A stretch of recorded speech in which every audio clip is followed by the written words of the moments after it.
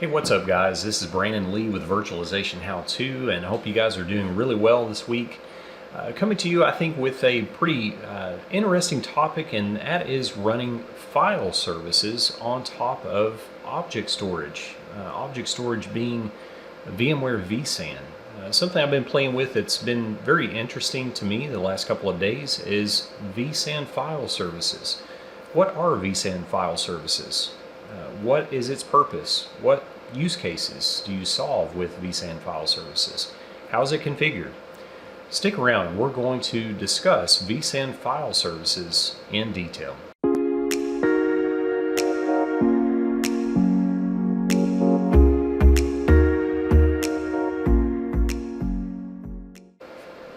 So what is vSAN file service? Well, it's a very interesting solution provided by VMware. It's essentially a software layer that sits on top of VMware vSAN, and it allows organizations to have a solution to host not only scalable but also flexible, secure, and resilient file shares. And it does that on top of all the strengths and capabilities, functionality, and features that VMware vSAN provides natively. In addition, it's a technology that supports very common, very standard file access protocols that are very common in the enterprise as well as SMB environments, such as SMB, NFSv3, and NFSv4.1. And it's a solution that VMware is very much investing development into. It seems like with the past several VMware vSAN releases associated with new vSphere releases, VMware has incrementally placed new features and functionality inside of vSAN file service.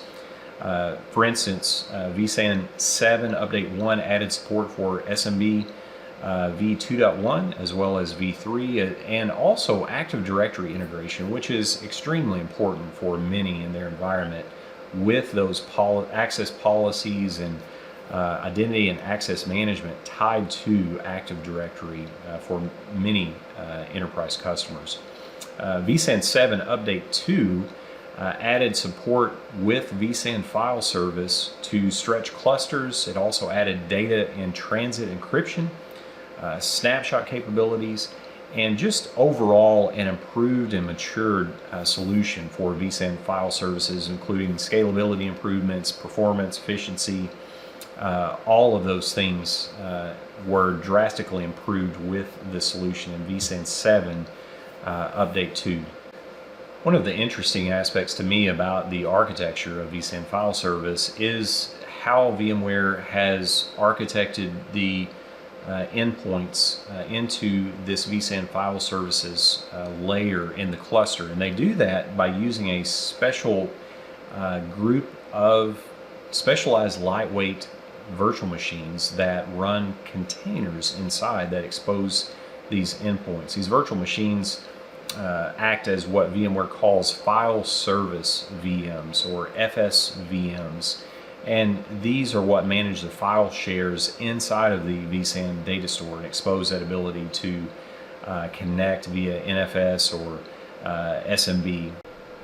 Okay, let's get into actually configuring vSAN file service. So to do that, we're just clicking on the vSAN cluster. We're going to go to Configure, and then all the way down under vSAN we see Services. So we're going to click Services. Now, the nice thing about vSAN file service is that it's basically right among everything else that you configure with VMware vSAN inside the vSphere client. So it's easy to get to, you don't have to dig to find it, it's no command line you have to go to actually provision the service. So if you expand file service, you're going to see the ability to just click the enable button. So once we click the enable button, we should see our wizard open, basically to say we're going to configure file service on top of vSAN. Some things to take away here, things to note. on the introduction screen, they give you basically a checklist of things that you want to make sure that you have in place for convenience just when you're beginning your configuration. You want to have a static IP address for every host in the cluster. So if you have a 4-node vSAN cluster, you want to have 4 IP addresses set aside or earmarked for use with vSAN file service. So make sure you have those provisioned. Also have your DNS configured for those IP addresses so that you can easily pull just via reverse DNS lookup, and we'll see what that looks like on the next couple of screens. Also, finally, you want to make sure that you have connectivity and information to connect to your Active Directory domain services environment, including the domain name, the DNS server that's going to be serving out that domain name, organizational unit, and also a user account that has permissions to interact with Active Directory. For my lab environment, I'm just simply using a domain administrator account just to level set there. Okay, so I'm going to click Next. And again, the wizard makes it really nice, streamlined process. So the first thing that we're going to do is set a vSAN file service domain. And this is simply just something that we come up with. I'm just going to call it vSAN file service test, FS test. DNS servers, I'm going to enter my internal DNS server, DNS suffix, and then also you notice we don't have to select Active Directory, but if we don't, if you hover over the informational, it basically tells you that you will only be able to configure NFS shares, no SMB shares or NFS shares actually with Kerberos. So only the NFS shares with auth sys are capable without selecting the Active Directory checkbox. So I'm going to select the checkbox. I'm going to enter the Active Directory domain. The OU is actually optional. If you want it to just simply look at the top level domain and traverse the tree, and that's what I want to do.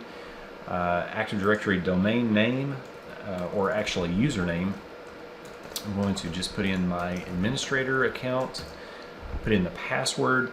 So now we have the file service domain, DNS servers, suffix, directory service, and the user account that we need to connect. So I'm just going to click Next.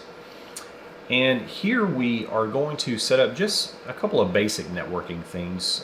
The more detail is on the next screen. So we're going to choose the network label inside of vSphere or your vSwitch. So you can drop that down and you can select if you have multiples.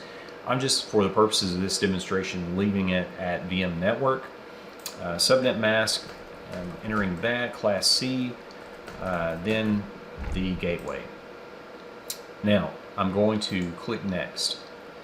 And we're going to see where we're talking about the reverse DNS lookup. So if you've done the legwork ahead of time, it makes this process easier. So I'm going to click in and populate the first address. And the way this wizard works, the autofill feature assumes that you have contiguous IP addresses. So I'm going to just click autofill, and as you can see, it automatically, contiguously fills those IP addresses. Now, if you have the DNS already set up with reverse working, you can simply click the lookup DNS, and there we have it. It automatically populates from DNS, vSAN FSCL 01 through 04. So I'm going to leave it at that. I'm going to click Next, and we arrive at basically the final screen where we can review our configuration and click Finish. So I'm going to click Finish, and we will let the configuration of vSAN file service begin. Okay, so the vSAN file service configuration completed successfully, and I want to show you just a couple of things that you will notice. The specialized ESX agents will be created underneath the resource group ESX agent. So these are the vSAN file service nodes. So again, you're going to see one node per vSAN host node in your vSAN cluster. So everything aligns that way. So what we can see now, if we go to our configuration for our cluster, we now have a new option underneath vSAN node underneath the configuration for the cluster. We see file shares. So now we have the ability to actually create our file share on top of VMware vSAN. So again, just a simple wizard in the vSphere client. So we can click the Add button, and this launches the Create File Share wizard. So simply we can just name the file share. So I'm just going to say it's a test share. I'm going to set the protocol to SMB. And here we can actually assign a SPBM policy from vSAN. So again, making it extremely granular per share level, align those with your vSAN storage policies. You can also set storage space quotas, warning limits, hard quotas, as well as adding additional tagging or labels to those shares. So I'm just going to leave those as is. We're going to click Next. And that's literally all it is. That's as simple as it gets to create your file shares on top of the vSAN file service. So I'm just going to click Finish, and we will see the file share provision inside the vSphere client.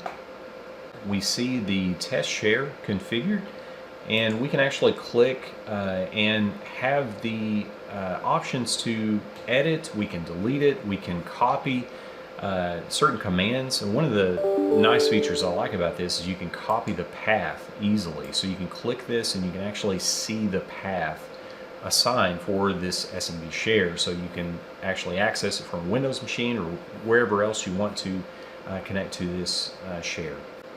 So let me know what you think about vSAN file services. Easy to configure, very interesting solution that allows you to take advantage of your VMware vSAN data store in unique and very interesting ways to service general file storage in the enterprise. Well, I'm Brandon Lee. Let me know what you think about the video. Please do like the video, subscribe to the channel, and I hope to see you guys soon.